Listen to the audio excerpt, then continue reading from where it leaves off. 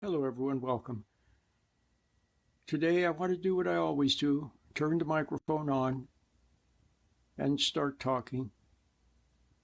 I wish there was a way that I could convey to you the secret to living your own life.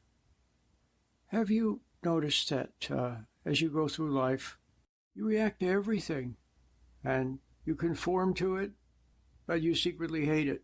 Everywhere there's pressure. And no sooner has one problem ended, one pressure source, than there's another one. So what you have to learn how to do is to not react to things on the outside. And when you don't do that, you are free to respond from within. In other words, there is a source of life, of energy, of motivation, of everything. And it's your creator. And you can grow in the light, like a plant grows in the light. The plant grows in the light and then produces good.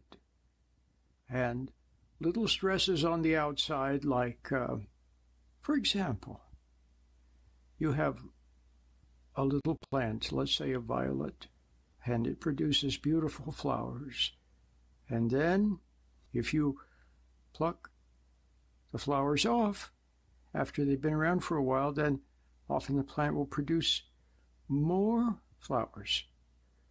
A tree, when you prune it back, then it grows even more. When a deer is stressed by the lion, it grows stronger and runs faster. So stresses, up to a point, stresses make us stronger. But the deer continues to exhibit and to live its own life, its own identity as a deer. The violet continues to be a violet. There's a little bit of stress, and it becomes a better violet. Stress makes a deer a better deer. Do you understand? A little wind, the plant grows stronger. A little rain, the plant grows stronger. The tree grows stronger. And should you put something there, a wall or something, where the tree can't quite get as much light, then it'll lean away from the wall and extend its branches over the wall. So a little stress on the outside doesn't change the identity of the plant or the animal. Do you understand? But look what happens to humans. Humans literally change their identity. If you have a person that grows up in one culture, then that person totally exhibits the elements of that culture. You could take two identical twins and separate them and have one grow up in Saddam Hussein's country and another one grow up in a nice part of the United States, and they'd be totally different. Why? Why? Look, if you grow up, let's say you grow up in a place that's not so good. Maybe there's some neighborhood violence and there's drug selling, and maybe your parents fought and your dad divorced your mom and went away and things like that. Why should that change you at all? Why should that change you from being the person that you were meant to be? Why should you become bitter? Why should you become angry? Why should you become violent yourself? Why should you become a drug addict yourself? Why? And if your dad is mean to your mom and your mom is mean to your dad, then why should you turn around and be mean to your brother or to someone else? Do you understand? Why do you change? The animal doesn't change. The deer doesn't change. The plant or tree, they don't change. They stay the same. Little stresses only make them stronger, make the deer a better deer. Why shouldn't a little stress? Okay, some bad things in the neighborhood, your parents arguing, somebody stole your stuff. Why wouldn't that make you a better you? It's because you lose your identity. You become what you hate. You are remade in the image of your culture and of the spirit that dwells in your house. An intergenerational spirit that passes down from generation to generation. And it comes through, it undoubtedly came through your mom, who hated her husband. He was a non-factor. He was weak, or he was gone. And something came through her that came through Grandma and great-great-grandma all the way back to Adam and Eve. It came through, and it's a false life. And this false life, sooner or later, through your reacting, through your resenting your dad, through your hating people, through your hating your mom or worshiping your mom, it got into you. And then within you, it then expresses itself. And it becomes your identity. So now you have in a sense, you could say you have two false identities. You have everything that you've absorbed from the outside, from the peer group and everything else. And then you have this spirit, this haughty spirit that's full of hate and judgment. It's full of judgment toward people. It doesn't want to admit it's wrong. It wants worship. And it has no tolerance for innocence, no tolerance for lightheartedness. It gets inside. And as the years go by, it expresses itself more and more, and it talks to you in your mind.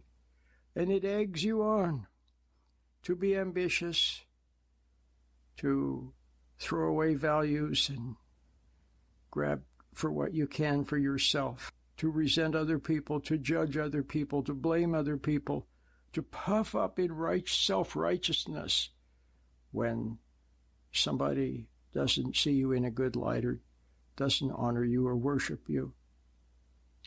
It's always there talking to you, and it misleads you.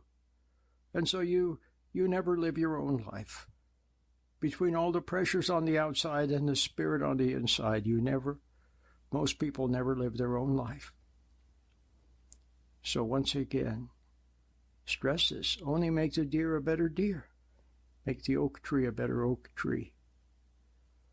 Why shouldn't little stresses on the outside make you a better you? Here's an example.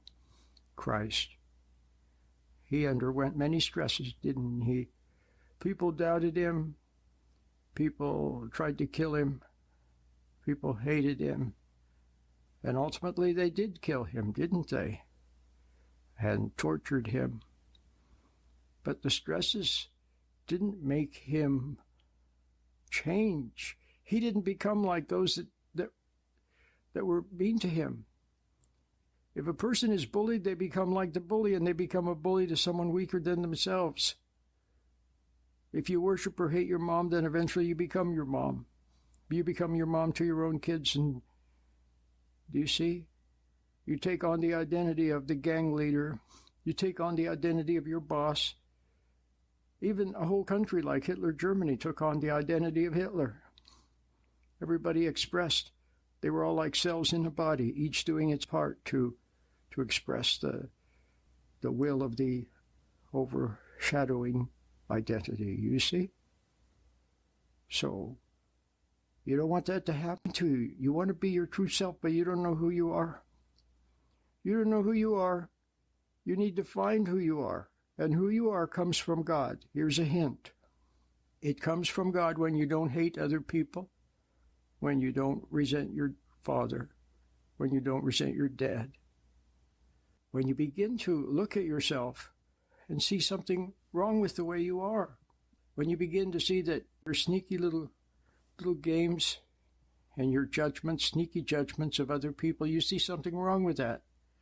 When you begin to see that using other people, fooling them, trying to get over on them, when you begin to see something wrong with that, then you begin to yearn and to question and to wonder about life. Wonder about the purpose of your existence. Why are you here? And you begin to search. And Christ told us that he who seeks or she who seeks will find. Knock on the door and it will be opened unto you. And then you discover the good within. What you've always known in your heart is right. Once upon a time, long ago, when you watched, maybe on television, you saw a hero, a noble man or a noble lady with virtue and courage, and everything that they encountered only made them stronger and better. I want you to think about that. Take this with you and ponder it. The heroes that you loved and the heroines that you loved, everything that happened to them made them stronger, more virtuous, more courageous, kinder, more understanding, more long-suffering, more patience. Do you see? That's the nature of a real human being. And that is how you must become. Now, you've lost a lot of it. You've practically lost yourself. But you can refine yourself. You can refine, or to put it another way, you can refine your parent spirit. And then your real parent spirit. Christ taught us to pray, Our Father, who art in heaven. See, many people have another father. That's right. In fact, he told them, he said, your father is the devil, he said to them. That's right. Well, you don't want the devil to be your father. You want God to be your father. And how does God become your father? Yearn for him. Search for him. And don't resent your earthly father, because if you resent your earthly dad, then you can't know your heavenly Father. So forgive your father. The world was too much for him. Your mom was too much for him. The stresses were too much for him. He lost it when he was a little boy, when someone was mean to him. He lost it and never refound it, so forgive him. Christ said, forgive them, Father, for they know not what they do. Forgive them. Forgive them. Let it go. Whatever they did or didn't do, whatever acts of commission or omission your poor old parents did, let it go. Some kid took your stuff. Some boyfriend left you and cheated on you. Somebody said something behind your back. You didn't get the job, but somebody else was promoted and you weren't. Let it go. Make it unimportant. Look for the purpose of your existence. Why are you here? Wonder about life. Begin to discover sweetness again. Discover God's beautiful earth and begin to learn of Him, your Heavenly Father. And life will be good. And then all the stresses. Look at Paul. Look at the early Christians. Have you ever wondered? They seemed to have something, didn't they? Paul and the other apostles.